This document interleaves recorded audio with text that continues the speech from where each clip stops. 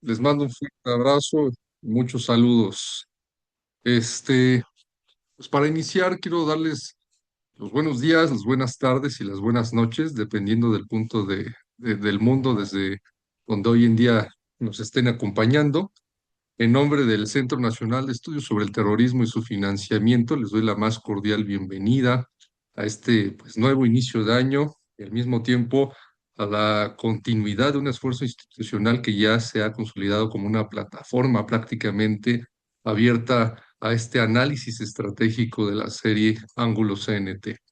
Entonces, esta sesión hoy en día representa, colegas, algo muy especial para nosotros, no solo porque abrimos el calendario 2026, sino porque también marca la octava conferencia de un ciclo de 24 espacios, pues que son totalmente diseñados desde distintas disciplinas, desde distintas perspectivas, ante pues los fenómenos más complejos de nuestra agenda contemporánea de riesgos vinculados directamente al análisis del terrorismo, de amenazas híbridas, delincuencia organizada, corrupción, tráfico ilícito de estupefacientes, procesos de radicalización, manipulación y otro tipo de extremismos y actos de alto impacto que nos van acompañando a lo largo de nuestro contexto, ¿no?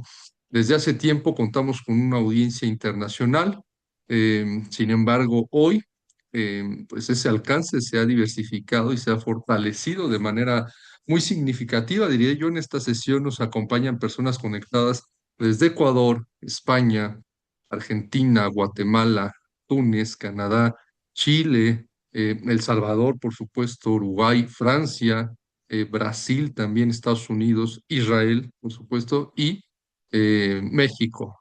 Este, y pues esto no ha sido un dato menor, ¿no? Refleja que los temas que hemos abordado aquí, pues no son solo locales, sino son totalmente coyunturales, colegas, son estructurados, transnacionales y pues profundamente estratégicos y funcionales para las audiencias. Entonces, como centro de excelencia, el CNT asume la responsabilidad clara frente a estos resultados de ofrecer análisis accesibles, gratuitos y de alto nivel desde múltiples disciplinas y con rigor profesional y analítico. ¿Ok? Nuestro objetivo siempre va a ser tratar de simplificar, colegas, la realidad a estos entornos de acceso flexible para ustedes e informarlos de manera muy profesional. Entonces, la conferencia de hoy se inscribe justamente en esa lógica, bajo el título de los ataques terroristas al control de la mente, la nueva hibridación, que vamos a ir viendo y abordando una de las dimensiones más sensibles en el entorno actual, que es el dominio cognitivo. ¿Ok?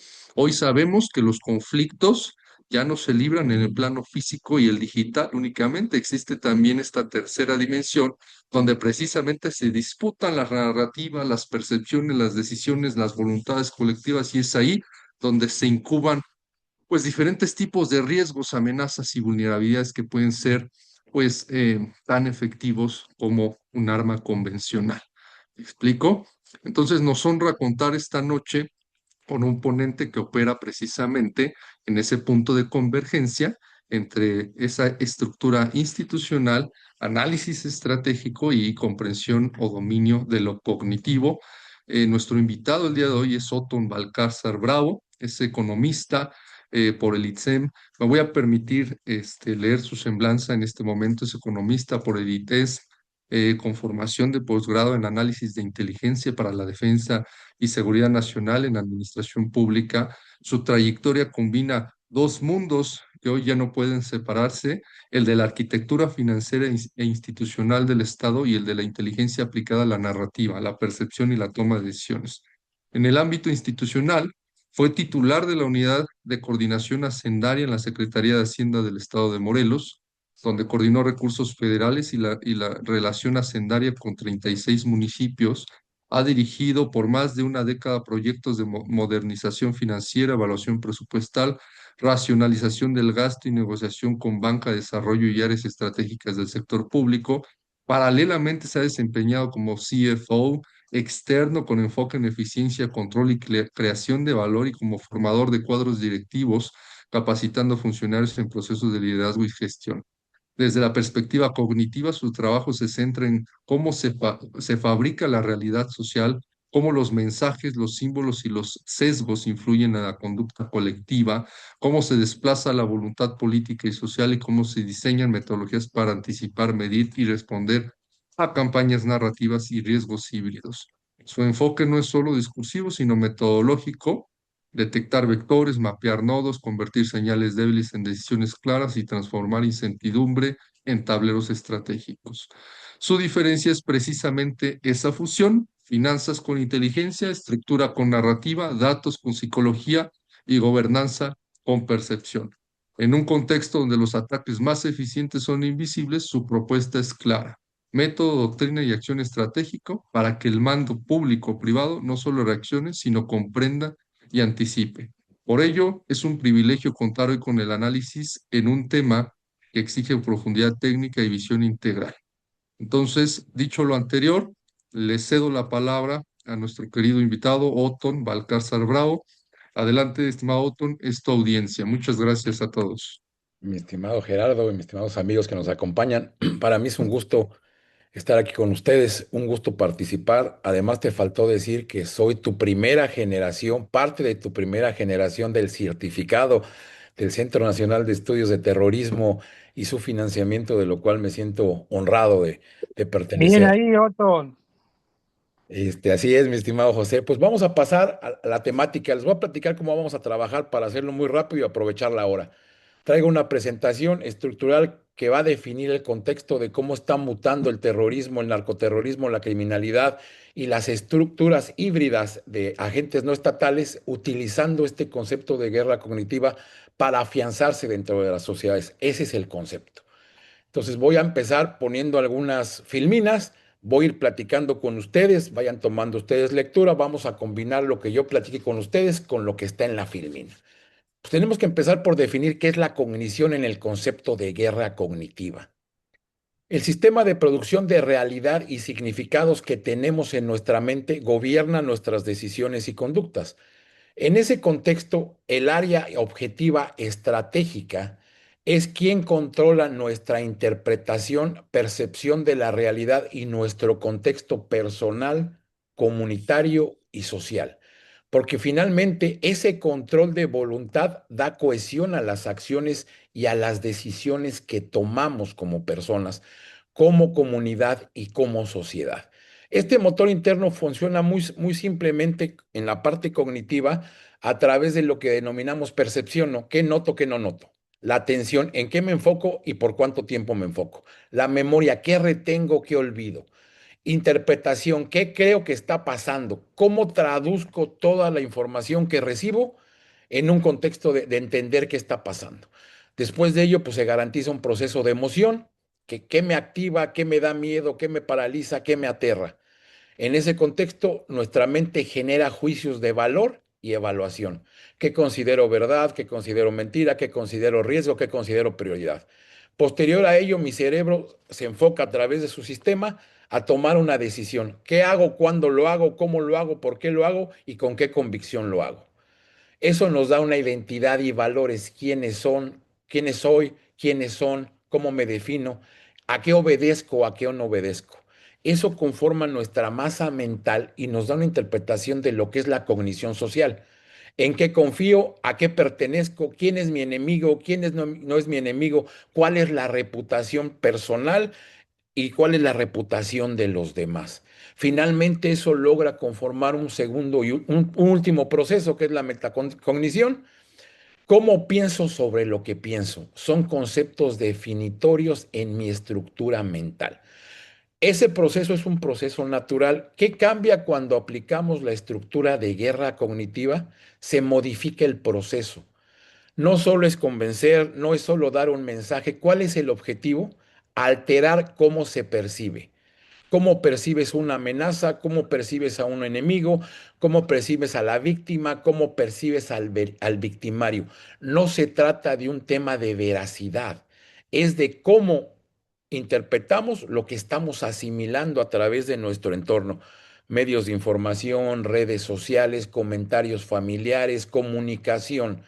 Después tenemos que comprender que hay puntos nodales en esa estructura de guerra cognitiva que secuestran nuestra atención. Y al secuestrar nuestra atención, ya nos abrogamos, nos polarizamos, nos saturamos, comprendemos algo en una estructura o marco. Y eso lo que hace es reescribir nuestra interpretación. Al instalar un nuevo marco, todo está perdido. ¿Por qué? Porque ya no hay salida. En el momento que yo instalo un marco perceptual y de interpretación de la realidad, mi decisión ya está dada.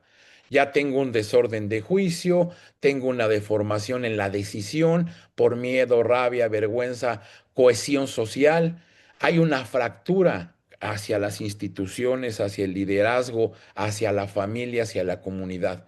¿Qué sucede con esto? Neutralizamos con este contexto de guerra cognitiva la voluntad. Hay parálisis, hay cinismo, hay reasignación, hay apatía.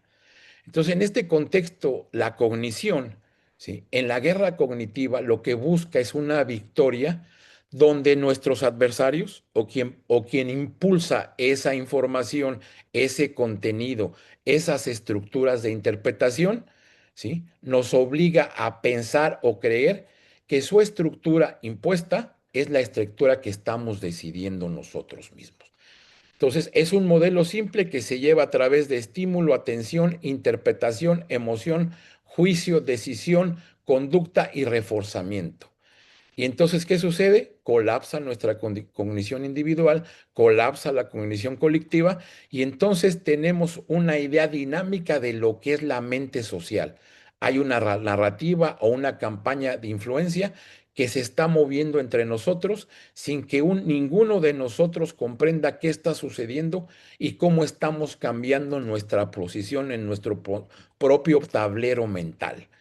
Entonces, finalmente, lo que debemos de comprender que desde hace más de un siglo se han instaurado procesos sociales donde comprende el poder de estructuras estatales, no estatales, naciones, empresas, grupos criminales, grupos terroristas, que el que controla la percepción controla la decisión.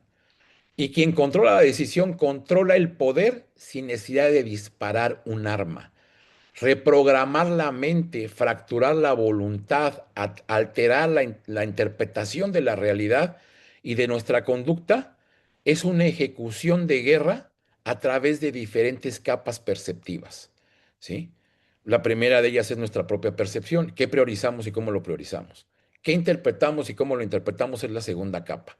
La tercera capa es la capa de decisión. Una vez que hay un sesgo en la percepción y en la interpretación, tomamos decisiones paralizados o con dilemas morales que sometemos por ese control cognitivo.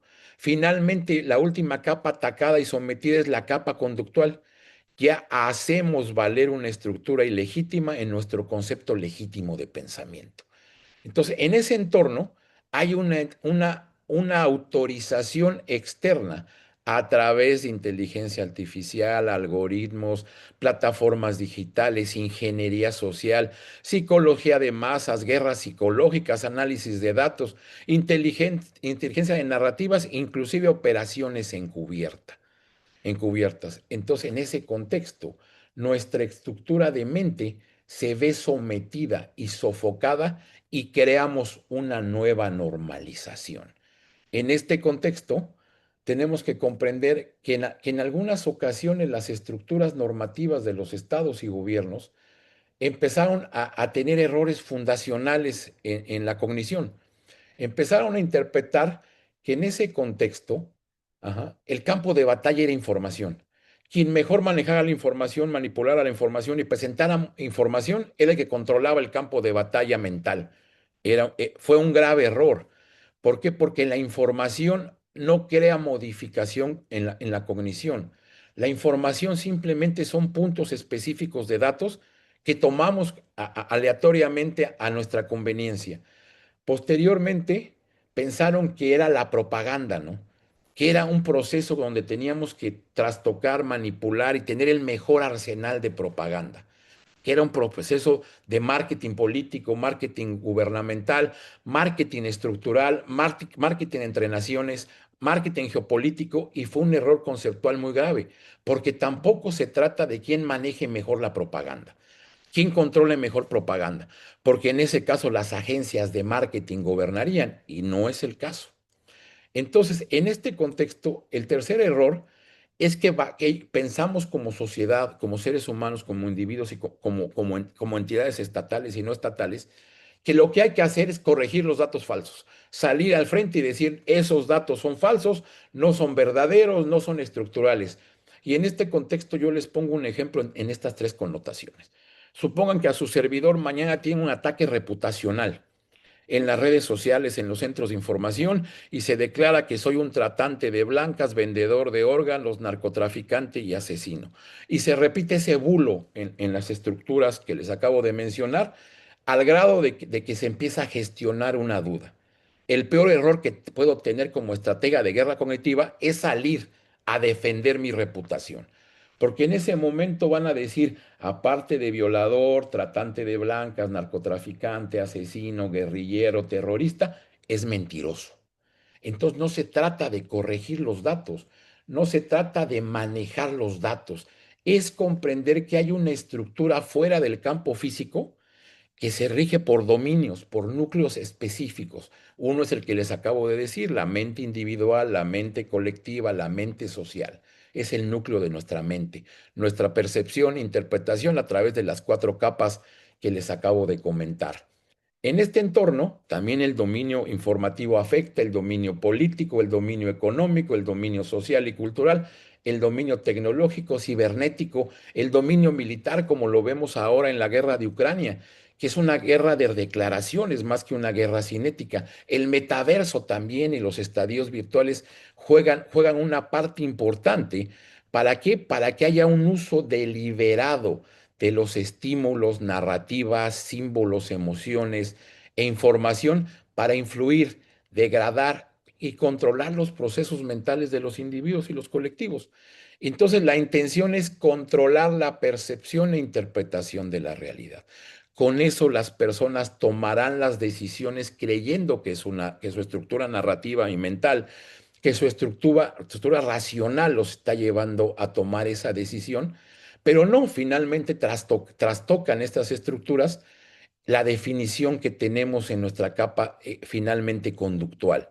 Y eso nos lleva a un comportamiento sin necesidad de confrontar a las personas, a las naciones, al arte de la guerra antigua, como lo conocíamos, como se llama en el entorno dinámico militar, la guerra cinética. Y entonces, ¿qué hace esta clave central en el entorno cognitivo? Genera exactamente una estructura de gravedad en nuestra mente. Y entonces, ¿qué empieza a suceder? Las estructuras generan inteligencia adaptativa, es decir, el terrorismo, el narcotráfico, las estructuras gubernamentales, los terroristas empiezan a tener observación, escalabilidad, se ajustan y aprenden de acuerdo a la reacción social que se va tomando. Y entonces, ¿qué sucede? El evento de guerra cognitiva se basa en una persistencia. Es primordial tener un enfoque y un entendimiento que no se requiere violencia directa, no se requiere ocupación territorial, no se requiere una declaración de guerra. Este concepto opera de forma persistente en nuestra mente, se acumula y se adapta como lo demuestra la filmina que están ustedes observando. Entonces, el verdadero centro de gravedad es el entorno de la mente humana, el sistema de percepción, interpretación y acción. Y entonces, ¿qué es lo importante para estos núcleos estatales y no estatales y corporativos? Pues que la mente, una vez que está controlada, no tiene resistencia. Una vez que aceptamos una circunstancia como verdad, como parte de nuestro marco de pensamiento, nos vemos incapaces a responder. No tiene que ver con nuestro conocimiento, con nuestra cultura, con nuestros grados académicos. Tiene que ver con la naturaleza del cerebro mismo. ¿Cuál es la naturaleza del cerebro? Programarse para subsistir. Y entonces la guerra cognitiva, ¿por qué se distingue? Porque hay una intencionalidad, no es un accidente el empuje de las decisiones. Es estratégica, no es improvisada. tiene una planeación y una estructura y una valoración, ¿sí? Es persistente porque no es episódica. A pesar de que vemos eventos aislados, nuestra mente conjuga esos eventos y genera una persistencia. No busca efectos estructurales de opinión pasajera, no busca likes o tendencias, busca el entorno de deslegitimación y de legitimación. Ese contexto se llama, en la estructura de funcionamiento que tiene nuestra mente, es el concepto de formación de identidad. Entonces, el contexto de la guerra cognitiva entre los actores híbridos, como son terroristas, narcotraficantes, narcocriminales, gobiernos y estados con naturaleza dictatorial, que busca deslegitimar primero las instituciones, fragmenta la sociedad, radicaliza el concepto de identidad, normaliza la violencia y el crimen y genera finalmente una parálisis decisional colectiva. ¿Eso cómo se llama? Se llama normalización de la guerra cognitiva. Una vez que asimilamos todo este contexto de enfoques, choques, contrastes, dudas, percepciones e interpretaciones, en ese momento nuestra conducta decisional entiende el proceso como una normalización. Y lo vemos en nosotros aquí en México. De un tiempo atrás, la propagación de bulos a través de videos, imágenes, fotografías, redes sociales, inclusive los mismos sistemas de streaming como Netflix, han sido propensores a generar una normalización en el contexto social, que el narcotráfico no es tan malo como parece y que parece que es mejor ser narcotraficante que ser pobre. Entonces, eso cambia la forma en que decidimos. ¿Cuál es la diferencia entre propaganda y guerra cognitiva? La propaganda da un mensaje puntual, ¿sí? Informamos que el día de hoy fue capturado Maduro, ¿sí? La guerra cognitiva que genera un ecosistema persistente. Atrás de esa información puntual de Maduro, hubo una guerra cognitiva de las estructuras de las agencias norteamericanas y de las estructuras políticas norteamericanas para denostar, con la formación de sus buques, con su estructura, un ecosistema persistente de poder. Nadie se le escapa a Donald Trump. Esa no es propaganda, es un mensaje que empezamos a interpretar, un mensaje que debilita a las naciones en el entorno americano y que da a ver que cualquier enemigo que esté vinculado al crimen organizado, al narcotráfico, a la nueva definición de terrorismo y a la nueva definición que el fentanilo es un arma de destrucción masiva, está capturada. Y entonces la propaganda, pues, ¿qué busca? Busca convencer, busca dar información, como cuando vendemos un producto, cuando tratamos de convencer a alguien de un ideal. La guerra cognitiva busca reprogramar. No nada más busca convencer, busca generar un entorno dinámico en la mente de los inducidos, así como las abducciones que vemos en las películas de los alienígenas, busca reprogramar. ¿Sí? La propaganda se basa en ideas. La guerra cognitiva mayormente es invisible, no se genera a través de un impacto directo, de hablar bien o hablar mal de algo. La propaganda que busca reacción y es reactiva. La propaganda funcionó, sí, la continúo. La propaganda no funcionó, la modifico. La guerra cognitiva es proactiva y adaptativa. Es un escenario ensamblado para tener un control de la mente, de las estructuras sociales y de los individuos. Porque es importante comprender cómo ha mutado este entorno en las estrategias de la criminalidad y su hibridación. Pues porque han adoptado muchos de estos modelos que se utilizaban y se aplicaban por estructuras estatales, fueron delegados o fueron asimilados y absorbidos por estos entes no estatales, terroristas, narcoterroristas, criminales, en su estructura dinámica. ¿Por qué? Porque se dieron cuenta que una vez que cambiaron el concepto de ideología, el concepto aislado de fanatismo, ancestralidad, teorías conductuales, técnicas y tácticas, en ese momento se dieron cuenta que hay múltiples estructuras que se vuelven gatillos, gatillos de control y convencimiento. Y en ese contexto las estructuras se empezaron a anidar. Se empezó a dar una asociación entre grupos terroristas con capacidad de financiamiento grupos de narcotraficantes y criminales organizados con capacidad de financiamiento, con los terroristas con capacidad de controlar la interpretación de la realidad.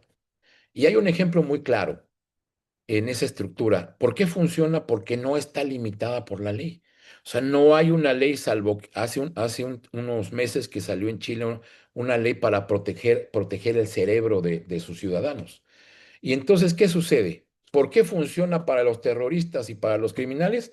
Porque no tiene limitación legal, ¿sí? No tiene limitación legal porque inclusive no se considera todavía el dominio cognitivo como un territorio de defensa. Este concepto ha sido innovado durante los últimos 5 años por las áreas estratégicas de diversos países, las áreas de inteligencia de diversos países. ¿Qué otra ventaja tiene para los grupos criminales y terroristas? Que se puede experimentar y se puede ajustar. Es decir, si la campaña de guerra cognitiva dio en el clavo y se sigue avanzando, seguimos con la misma táctica, con la misma narrativa, maximizando los impactos y generando esa disrupción en la mente de los ciudadanos. Es una ventaja de ese campo de batalla. ¿Por qué? Porque finalmente hacemos que la sociedad se convierte en el arma perfecta de nuestro enemigo. Y entonces en ese entorno, una vez que se toma la voluntad de las mentes de la sociedad misma hará el trabajo. Y lo escuchamos entre niños de muchas regiones, ¿no? ¿A qué juegan muchos niños en Culiacán? ¿A qué juegan muchos niños en Nuevo Laredo, en Michoacán? Juegan al sicario, al narcotraficante y al policía. ¿Qué significa? Que esa capa de jóvenes, esa capa social de muchachos ya han sido capturados, ¿sí? Y debemos de comprender que en este entorno todas las áreas estructurales utilizan la guerra cognitiva, ¿sí? Entonces, ¿cuál es la ventaja de los actores híbridos, que son los criminales, los terroristas, los narcotraficantes? Ellos tienen la capacidad de persistir, integrar, tienen el soporte de la ilegalidad y de la adaptación. En el otro entorno, el Estado tiene estructura legal, tiene ciclos por cumplir, tiene situaciones de silos y reacciones por proteger. Entonces, eso limita al Estado en la capacidad de someter y socavar a los actores híbridos que funcionan a sus anchas a través de procesos de control. Entonces, tenemos que comprender que el Estado debe de cambiar ante esa asimetría que le da la ventaja a los terroristas criminales que utilizan los métodos de guerra cognitiva, y el Estado está obligado a proteger ese territorio, ¿sí? El Estado tiene que proteger el territorio cognitivo porque es parte de sus ciudadanos. En otro entorno, los actores híbridos no estatales, pues simplemente gobiernan los significados de las cosas. Y entonces eso genera una vulnerabilidad y una confusión en la naturaleza del concepto cognitivo. ¿Cómo se fue dando en el tiempo la hibridación?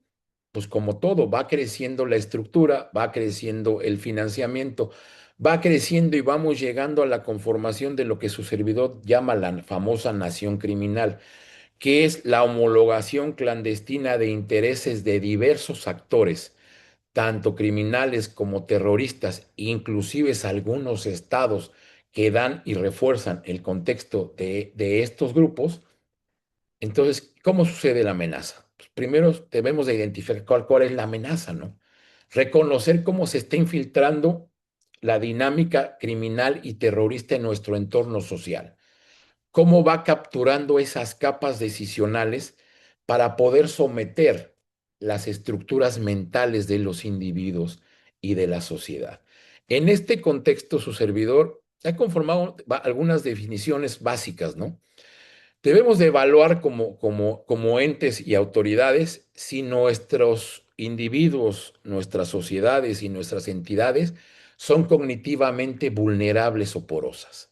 ¿Qué significa esto? Que hay comunidades y sociedades que tienen ciertas arquitecturas perceptivas que interpretan y deciden de una manera debilitada. En este contexto, lo que permite hacia estos grupos de terror y criminalidad es capturarlos. Entonces tenemos la otra definición. Existen individuos, entidades, comunidades, sociedades cognitivamente ya capturados. Que ese contexto de inmersión narrativa, que ese contexto de control de información, de estímulos y distorsiones, ya están dentro de las sociedades y se interpretan como una normalidad. ¿Sí? Entonces, debemos de entender que hay que tener que las estructuras criminales tienen alianzas funcionales que maximizan este impacto cognitivo, ¿sí? Entonces, ¿qué es lo que buscan estas estructuras? Generar un modelo paralelo de gobernanza, imponiendo narrativas, imponiendo controles, imponiendo esquemas y realidades alteradas y alternativas, generando una creencia y una solidarización a la consolidación de su poder como entes no estatales que dominan mediante miedo, manipulación y sobre todo la normalización emocional de estos efectos, ¿sí? Ha habido una ruta que inició en los años 60 que fue generando esta convergencia, ajá, y que se fue perfeccionando con el crecimiento de las estructuras digitales. Entonces, inicialmente en los años 60 a los años 90 fue un periodo conceptual. Se generaron ideologías, se generaron jerarquías, nacen los grandes grupos de narcotraficantes, nacen las consolidaciones de los grandes grupos de terroristas, nace ese control a través de la radicalización y de la conversión, nace la gestión de ese concepto que guardan y enmarcan los criminales, que es de glamour, ¿no? Nosotros somos glamurosos. Nosotros no somos parte del Estado. Nosotros somos una estructura independiente. Nosotros tenemos control sobre el gobierno, tenemos control sobre la sociedad. De los años 90 a los años 2000, esa estructura ideológica se convierte y se hibrida entre la unión de ideología y sustento financiero. ¿Qué marcan esta época, en esta década? Pues marca la consolidación del uso factual de otras dinámicas que no se estaban dando, que ya es el uso de tecnologías, de Internet, de manejo de información, crece la información sobre el terrorismo a nivel mundial, se dan sucesos de terrorismo importantes que marcan íconos y que también patentizan en los estados un poder sobre los conceptos, ¿no? Se da el famoso 9/11 donde hay una adaptación a la estructura de los Estados Unidos y nace como nuevo hegemón, también un Estado, en el manejo y administración de la narrativa de terrorismo, que nos lleva hasta un concepto de ya fusionar híbridamente el narcotráfico y el terrorismo y hacer permisivo para un Estado una invasión estructural con un golpe de timón, con un proceso de guerra cinética puntual que logra detener al presidente Maduro y a su esposa. Y entonces también podemos ver que los estados, este incremento de narrativa y control, toman legitimaciones y entonces tenemos un nuevo securizador. El dueño de la verdad sobre el terrorismo se empieza a convertir Estados Unidos bajo una base de poder, también de guerra cognitiva, y entonces llegamos a la siguiente década, que es de 2011 a 2018, donde la violencia de actores terroristas y criminales detona, se integra en un punto máximo y se genera un nuevo ecosistema de violencia. Es decir, lo que parecía estar aislado se vuelve un sistema, se vuelven múltiples ecosistemas que se anidan en lo que conocemos como el área gris, y entonces el Estado, que para muchos grandes filósofos era el dueño de la violencia, empieza a perder ese poder sobre la estructura de control de la violencia. Entonces tenemos que comprender que ha cambiado, que ya el mito de terrorismo puro no existe, ¿sí? El terrorismo se ha hibridado ideológica, financieramente, con legitimación. Hay causas ya sociales, lo pudimos ver con la guerra de Hamas, cuando viajaron mexicanos, españoles, gente de la Unión Europea a defender a Palestina, sin tomar el más mínimo razonamiento de las circunstancias diplomáticas y legales, pero bajo un encuadre muy interesante de normativo en su mente, ¿no? Vamos a defenestar al Estado israelí, que efectivamente tuvo una guerra cinética bastante estructurada y compleja, hacia Hamas con el único objetivo de tomar el territorio de Palestina. Pero eso tampoco nos permite normalizar el hecho de que inicialmente hubo un ataque terrorista y que Israel siempre estuvo bajo amenaza terrorista. Entonces, ¿qué sucede? Hay una amplificación, hay cambio de encuadres morales, hay cambio de patrones de percepción, hay diferentes actores que van polarizando la estructura. Eso lo entienden perfectamente este núcleo que está conformando esta nación criminal global. Y entonces son un actor más de la guerra cognitiva. Esta hibridación les permite reencuadrar, hacer a la aceptación, normalizar inclusive el miedo que viven muchas ciudades en diferentes entornos mundiales, tanto ante el terrorismo como con la criminalidad. Entonces, tenemos de comprender que la interpretación y la llegada de este dominio cognitivo a las estructuras de terrorismo y criminalidad han generado una mutación. Ya no se puede ver desde una definición única de que es política o que buscan un cambio político los terroristas, que buscan únicamente un entorno de control económico los criminales. Esta fusión y esta transición de células cerradas y sistemas aislados se están recomponiendo actualmente. ¿Qué implica eso? Tener que cambiar y modificar las conceptualizaciones de estructuras estratégicas, tácticas y operativas de los diferentes mandos en las naciones que atienden estos flagelos.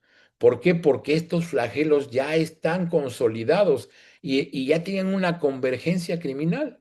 Y entonces, ¿qué sucede con esta unión de estructuras de control ideológico, radicalización, extremismo? Pues que ahora también, bajo esa misma premisa, las organizaciones criminales radicalizan, transforman, generan narrativas donde podemos ver a los criminales en las redes tomando posición de víctimas y denostando que son hasta mejor que el ejército porque ellos sí le dan de comer a sus prisioneros, no los golpean, no abusan. Y entonces, ¿qué sucede? Esa capa de porosidad en la naturaleza de nuestro entorno pues lleva finalmente a una estructura donde la criminalidad se vuelve sociedad, se vuelve parte de un orden. Los criminales, los terroristas legitiman su poder como lo legitiman los estados, bajo actos estructurales no únicamente de manifestación política, de mejoramiento social, de entorno de protección, de securización, empiezan a suplantar estos actores híbridos la función del gobierno para que la misma sociedad sea su redentora. La misma sociedad diga, no, pues es que realmente el Chapo no es tan malo, nos daba pavos en fin de año, nos regalaba juguetes en fin de año. La gente de Daesh, pues lejos de trastocar nuestro entorno en África, en el Sahel, pues nos da protección, nos da cobijo, nos da creencias y nos da ideología. Entonces, finalmente, estos operativos generan una multidimensión de estructuras en la mente de la sociedad, lo que permite que estos grupos se adapten a esta hibridación y empiecen a controlar el entorno, no únicamente de su estructura de funcionalidad, sino de la estructura de convergencia del pensamiento y decisión de los entornos individuales, colectivos y sociales. Entonces, en esta misma claridad están conformando estructuras de control sin tener un territorio como el Estado, sin tener una estructura poblacional, pero están captando a través de estímulos, de distorsiones, de degradaciones, de conducta inductiva a las personas, a las sociedades. Y entonces en ese marco, la porosidad de las fronteras, el crecimiento de las economías informales, la disparidad social, ¿sí? La corrupción y la impunidad estructural que vive ahorita la humanidad, pues es un nicho colectivo de crecimiento de estas estructuras ilícitas y terroristas. Más aún lo que permiten es que normalicemos la existencia de estos grupos en nuestro entorno. Y también podamos normalizar el uso geopolítico y geoeconómico, donde otros actores estratégicos utilizan esta información y desinformación, esta captura de la mente de las sociedades para también generar una disrupción en el entorno político de las naciones. Entonces, la guerra cognitiva se organiza en ecosistemas simples, ¿sí? Como lo pueden ver aquí en la imagen, ¿no? El dominio cognitivo es el centro, porque la realidad bajo las premisas del desarrollo humano que tenemos desde el Imperio Romano a la fecha que se han utilizado estas estrategias, primero viene la conquista bajo violencia, ¿no? La guerra. Después viene la conquista bajo una premisa, no somos diferentes, también somos humanos. Y la tercera es la implantación de la ley. Los terroristas, los criminales implantan una ley dentro del territorio. Y entonces, ¿eso qué logra? Pues generar estructuras de crecimiento de violencia, amplificación de la violencia, control de las sociedades. Entonces genera este ecosistema híbrido de la nación criminal que finalmente en su estructura los narcoterroristas y los terroristas en conjunto ya tienen un grupo de facilitadores que ni siquiera convergen con las actividades, que son lavadores, operadores de logística, operadores de estructura, pero no únicamente en el entorno físico, también en el entorno de la mente de la gente. Y entonces esta carrera de la lógica de la hibridación le está costando a las estructuras estatales no solamente perder la batalla contra lo ilegal, que se pueda denostar que lo legal ahora es ilegítimo. Y entonces la víctima se vuelve victimario, lo legítimo se vuelve ilegítimo y lo ilegítimo lo volvemos legítimo en la mente de la sociedad. Y entonces en ese entorno tenemos muchos casos vitrina, el caso de la Triple Frontera, que es un hub económico, financiero y logístico, y también de gestión de intercambio de conceptos de radicalización, el crecimiento de Hezbollah, ISIS y Al-Qaeda, que nos da una narrativa simbólica, ¿no? Una narrativa del derecho que tengo a la violencia, que la violencia es un patrimonio de nuestra naturaleza musulmana. En los carteles de Sinaloa y Jalisco que empiezan a integrar recursos con control social, ¿no? Dádivas, apoyos, como alguna vez lo dijo, y que es una célebre frase de Pablo Escobar, ¿no? O plata, o plomo plata. Y entonces, y está otro grupo que es el grupo que no conocemos, que no están dentro del entorno de esta actitud física, que son los que ayudan a gestionar los patrones, que son los grupos que les digo, inmersos lateralmente, pero que son parte de este ecosistema de hibridación. Entonces, la Triple Frontera está jugando un papel importantísimo para la normalización de que, bueno, pues el financiamiento ilegal, pues es correcto. Financiar al terrorismo es correcto. Recibir dinero de lo ilegal es correcto. ¿Por qué? Porque no hay otra manera de sobrevivir. Y entonces legitimamos ecosistemas y epicentros de conversión criminal. ¿Sí? Como les platicaba, los carteles mexicanos tienen ya estructuras operativas, tácticas, gente en las redes, grupos de reproducción de información, de contranarrativa, de campañas de inducción, ¿sí? De campañas de captación de jóvenes para trabajar como soldados. Y entonces ya funcionan exactamente como una empresa. Yo les puedo garantizar que en el futuro, esta hibridación que están teniendo los carteles y los terroristas, van a ser base de estudios para la expansión de proyectos corporativos y empresariales. Entonces, tenemos una operación cognitiva completa en este momento a través de estos actores, ¿sí? Hay un impacto temporal, en corto plazo generan shock, miedo, confusión. En el mediano plazo, ¿qué hacen? Lo que sucede, erosionan a las autoridades, a las instituciones, porque demuestran tener más capacidad estratégica y operativa y táctica que las instituciones de seguridad. Buscan normalizar el crimen, que no se vea el crimen como un flagelo social, ¿no? Y entonces vamos a generar una reasignación de conceptos donde nosotros que somos los actores ilegales y no estatales, somos más legales y legítimos que el Estado.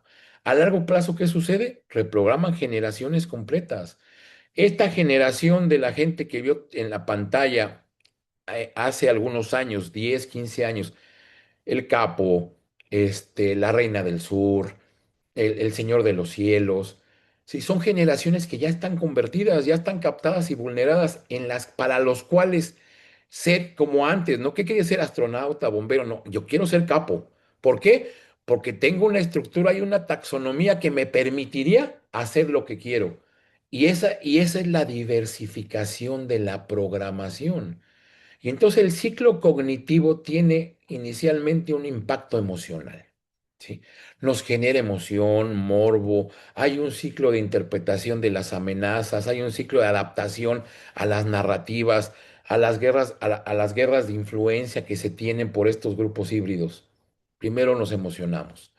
Luego dentro de estos grupos hay quienes toman y valoran esas reacciones a través de procesos de evaluación de inteligencia y ahora con la inteligencia artificial generativa, pues más, y van midiendo qué tanto se tiene que amplificar el papel que tienen ellos como actores híbridos en la narrativa, en el entorno, en la percepción de la población. ¿Para qué? Para generar una dominación cognitiva de las sociedades.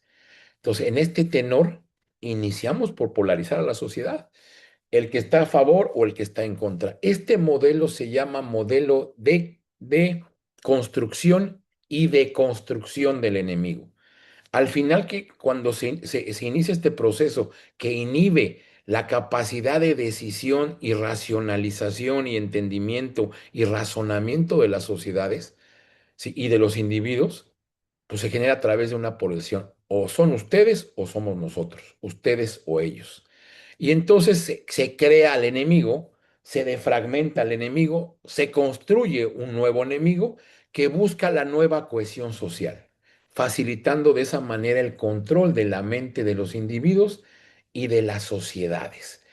Entonces debemos de comprender que a partir del año 2000, la mente se volvió un terreno que es importante ocupar, que es importante estructurar, que es importante manejar y manipular. Y entonces las grandes teorías psicológicas, las grandes teorías de guerra, las grandes teorías de neurociencia, las grandes teorías del marketing psicológico, de la economía psicológica, se unen para generar una distorsión a la realidad. En ese entorno estamos viviendo y en ese entorno tenemos que preocuparnos por entender que la narrativa y la influencia no es únicamente información, son capas estructuradas para remoldear, desprogramar y reprogramar al colectivo, legar estructuras, perpetuarse en el tiempo, generar nuevas interrogantes en la mente. ¿Por qué? Por la nueva interpretación. Entonces es generar un nuevo origen. Hay que tomar en cuenta que debemos tener una advertencia estratégica, generar o negar la existencia de la guerra cognitiva implica una inacción, implica no entender que no es una estructura de información, de narrativa, de quien habla más come más pinole. No, hay que reconocer que hay un fenómeno, que hay adversarios estatales y no estatales buscando dominar la percepción colectiva y esperando obtener una respuesta, debilitando a las instituciones, los conceptos de naturaleza social, de sociedad, de familia, de sexualidad, en muchos entornos está siendo la sociedad atacada en corto, mediano y largo plazo. Entonces, primero se busca un shock, se busca una ruptura, se busca un impulso en el tiempo. Después se busca erosionar lo que existe, ¿no? Desaparecer el pasado para generar una nueva naturaleza de cultura y normalizar la ilegalidad. Ese es el concepto principal. Lo malo no es tan malo. Son más malos los legales, son más corruptos, impunes las autoridades. Entonces, lo malo no es lo malo. Ser malo no es tan malo. Entonces, tener el derecho a ejercer la violencia como forma de vida es racional.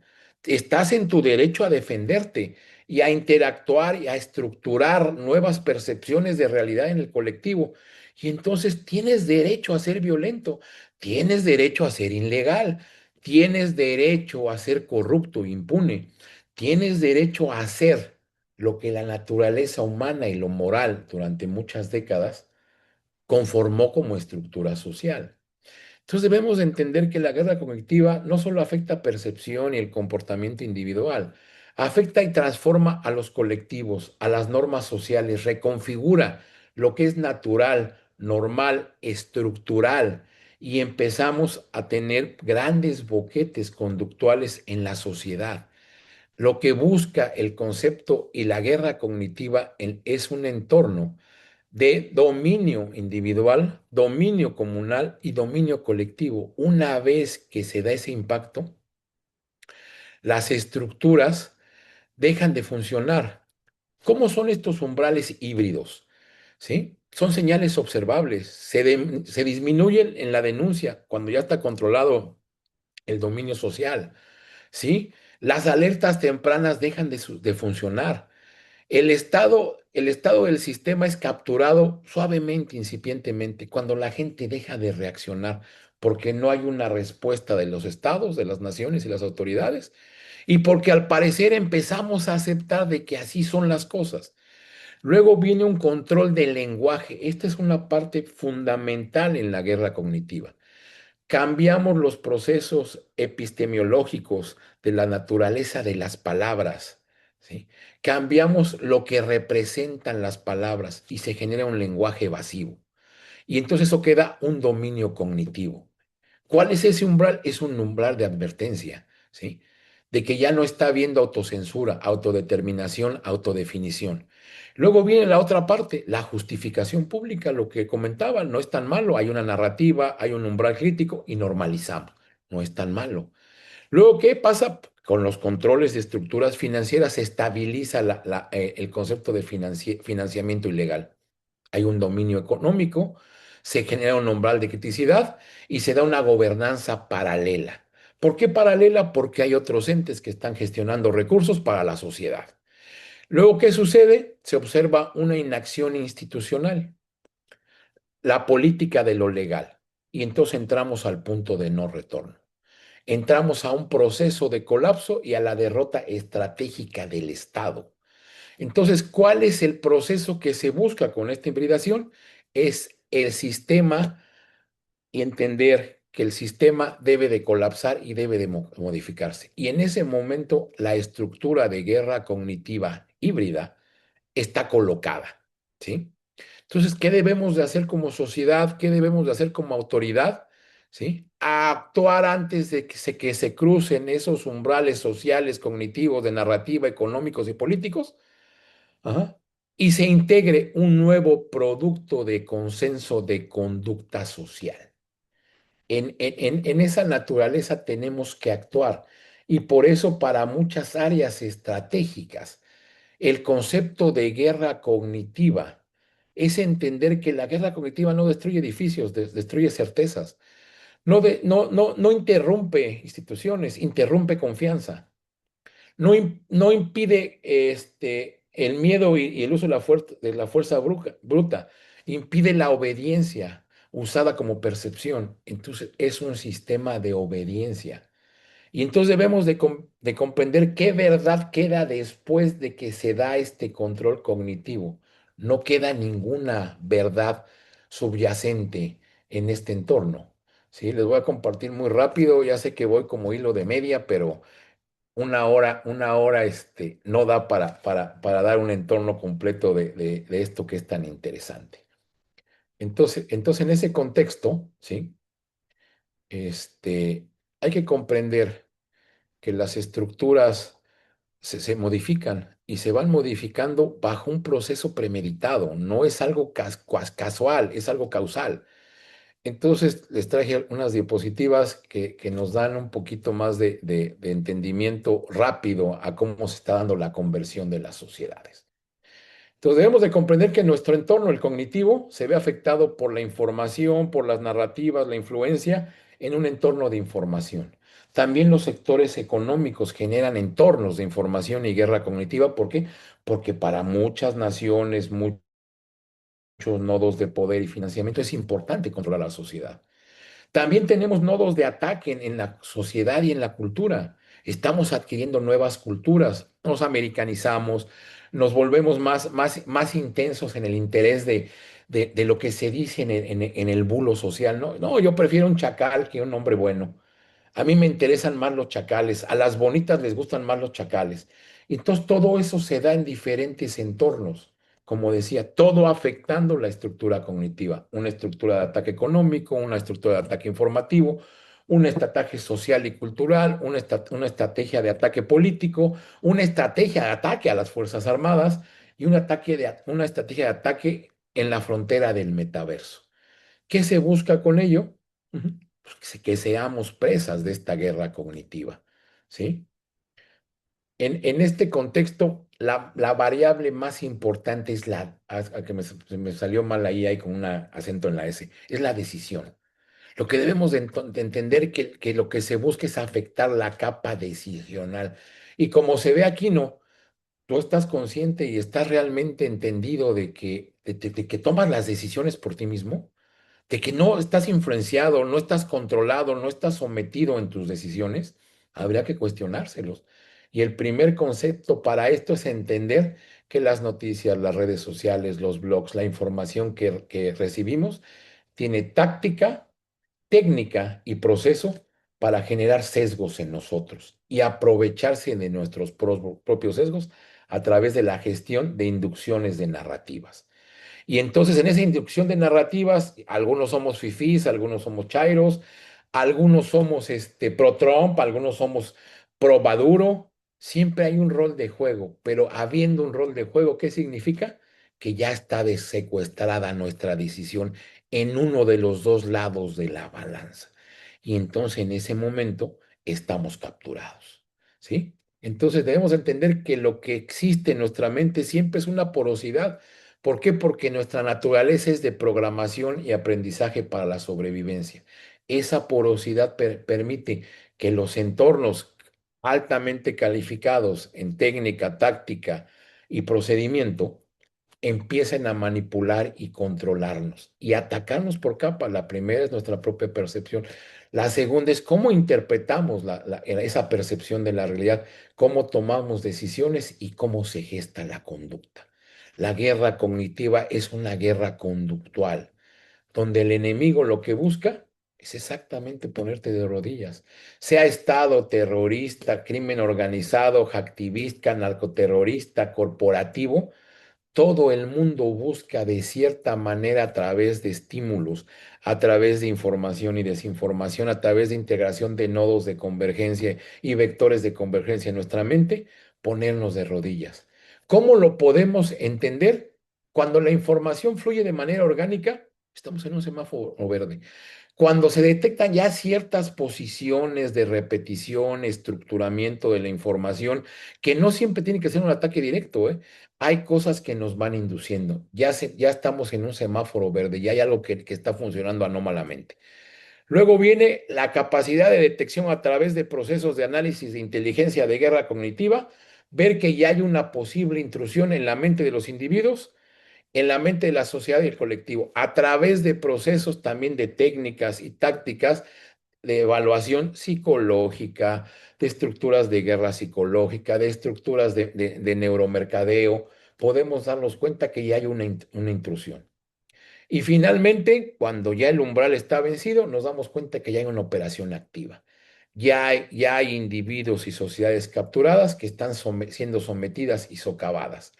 Entonces tenemos que comprender que este mecanismo necesita tener una gestión de sistema de alertas tempranas, donde las señales débiles nos lleven a acciones tempranas, detección de inputs, su detección, su evaluación, la atribución, la defensa y comprender los resultados. Entonces la pregunta es, ¿te conviene detectar? Entiendes que hay un costo por no hacer la detección y entiendes que una vez que ese costo se incrementará y tendrá un escalamiento en el dominio de tu empresa, de tu persona, de la sociedad, de tus mismos contemporáneos, inclusive de tus hijos, ¿sí? Y entonces todo se vuelve un gran tablero de acción y evaluación.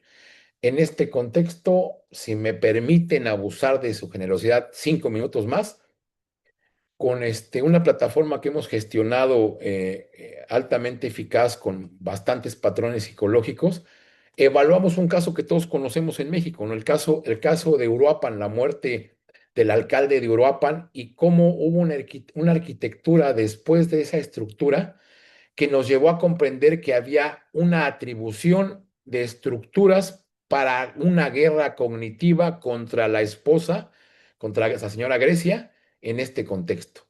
Entonces logramos hacer una evaluación de análisis de inteligencia de guerra cognitiva y ¿qué logramos de notar? Hubo gestión de deepfakes con inteligencia artificial, ¿no? Que fue la conformación de la gestión del arma emocional de que ella estaba engañando a su marido antes de que muriera. Luego una estructura de gobierno que fue el INPI que dirige Santiago Nieto, tuvo un gatillo moral. Inclusive están pidiendo patentar el nombre y ya se los patentamos. Y entonces, ¿qué tuvo como resultado estratégico? Una deslegitimación política de esta mujer estratégicamente creada en el entorno de la política para un 2027, ¿sí? Después de eso, se encontró que hubo operaciones atribuibles con estructuras de IA, se generaron las mentiras profundas, recortes, subsanaciones. Hubo un nodo semilla que nace en la estructura de TikTok y de X, que es esta persona o este personaje digital que asoció su cuenta que tiene 6 millones de seguidores y fue el que hizo o que sembró en las redes sociales esa semilla, ¿sí? Luego, esta misma estructura generó un puente interplataformas, ¿no? Envíos y reenvíos entre grupos de X, Facebook, TikTok, Instagram, Reels, mensajería de WhatsApp y Telegram que no fueron rastreables, ¿no? Una vez que hicimos un proceso de penetración a la red a través de OSINT, encontramos estas cuentas de amplificación que amplificaron la estructura semilla de One, Two Skill para hacer y profundizar la situación. Se confirma una sincronía, textos clonados, hashtag, perdón, hashtag en este contexto, y luego hubo una estructura de validadores mediáticos, estructuras de información que tocaron ese tema, ¿no? Y entonces fueron validadores, sin quererlo, el Infobae, Latinos, Forbes, Diario de Colima, La Jornada, Proceso de Expansión y la Universal, Excelsior y Atípica, fue un entorno de reproducción y validación mediática. ¿Quiénes fueron las institucionales? El INPI con la publicación del caso, pues Santiago Nieto, convertir trámite administrativo en prueba moral, ¿sí?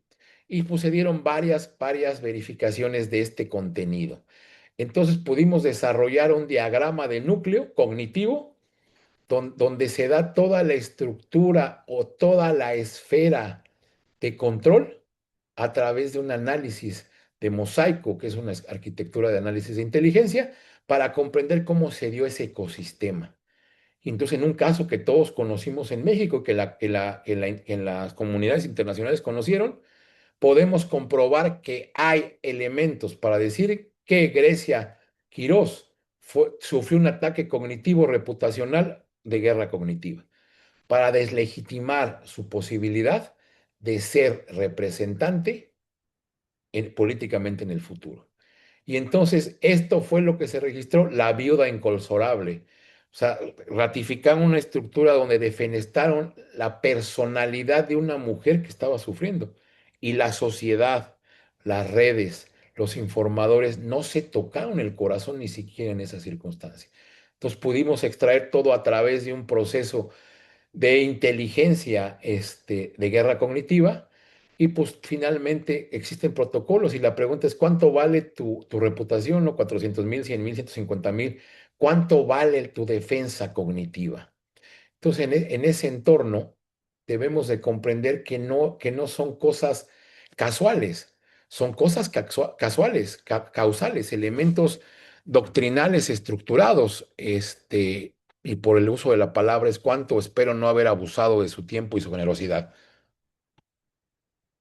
Mi querido Otón, muchísimas gracias. Pues antes de despedirnos, quiero agradecerte profundamente, de manera muy especial y puntual, por toda la claridad, la profundidad y todo este rigor que siempre nos traes y nos has traído, ¿no? También en las intervenciones de la certificación como alumno destacado, pero más el día de hoy en esta conferencia. Todo este análisis, como ustedes bien lo saben, pues yo creo que nos deja una lección entre tantas muy clara que precisamente pues la mente ya es un campo de batalla, ¿no? Y esa inteligencia cognitiva ya se ha convertido en una capacidad crítica para la seguridad, la gobernanza y por supuesto para la toma de decisiones, no solo del Estado, sino de sectores aliados del Estado. Entonces, te agradezco nuevamente, querido Otón, excelente, en el nombre de todo el consejo directivo que ya hemos platicado contigo y hemos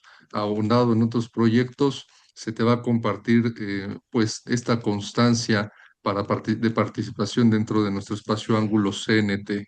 Muchas felicidades, amigo. Gracias Para mí nuevamente. es un placer y espero que hayan disfrutado que me fui como hilo de media, ahora sí muy rápido, pero ojalá se haya quedado claro los conceptos y lo importante que es para todos entrar en un núcleo familiar, personal, empresarial de defensa cognitiva. Eso es muy Excelente, amigo. importante comprenderlo. También hay Muchas arquitectura gracias. para la defensa. No, gracias a todos ustedes. Gracias. Un Y antes de placer, que se Otto. vayan, si todavía tienen un minuto, solo cuatro puntos importantes. Primero, recordarles que esta serie de 24 conferencias va a dar lugar, una vez completado el ciclo, a un certificado de reconocimiento con respaldo internacional de este centro, colegas, e incluso sus alianzas estratégicas. Y reconocimiento se va a otorgar exclusivamente a quienes acrediten la asistencia a la totalidad de sesiones. El número dos, acuérdense que los espacios que hoy en día el CNT pone a disposición de ustedes de forma abierta y gratuita y a través de muchas otras las latitudes, en muchos escenarios o ecosistemas son de acceso privado, restringido y a veces hasta reservado a fuerzas de seguridad, de defensa y de inteligencia. Entonces, poder compartir este tipo de análisis con una audiencia internacional diversa y especialidad es parte precisamente de esa esencia de nuestra misión institucional, esperando que ustedes lo puedan replicar a sus entornos, audiencias, alumnados, instituciones, para que puedan obtener esta información enriquecedora, ¿no? Tercero, estén muy atentos a nuestras plataformas y redes institucionales. En breve vamos a estar lanzando el apartado del CNT dedicado a ecosistemas de formación y de alta especialización. También la convocatoria de la segunda edición de nuestra certificación en análisis, cumplimiento y prevención del terrorismo, que hoy evoluciona hacia un alcance plenamente internacional. Y cuarto, durante el mes de febrero, estimados amigos, el CNT va a poner a disposición pública una plataforma digital de autoevaluación y autodiagnóstico orientada a distintos giros, sectores y niveles organizacionales. Esta plataforma les va a permitir identificar vulnerabilidades, mapear riesgos, generar propuestas de estrategias ejecutivas frente al contexto actual de amenazas híbridas que estamos viviendo y también con un énfasis sobre todo para la agenda de México, Estados Unidos y Canadá, especial a escenarios de alta concentración humana o eventos masivos como lo será el Mundial 2026, perdón. Entonces, sin más, les agradecemos profundamente su presencia, su interés a nombre del CNT. Gracias por acompañarnos, por confiar en este pues gran entorno y plataforma y formar parte de una comunidad pues que entiende que la seguridad del presente va a ir construyendo una inteligencia, método y visión del futuro. Muchas gracias y excelente noche a todos. Muchísimas gracias. Nos Quedamos a sus vemos, órdenes. profe. Éxito, Otto. Gracias, Gracias, mi querido Otón. José. Gracias, Gracias, doctor. un gusto. Me dio gusto ver muchas caras con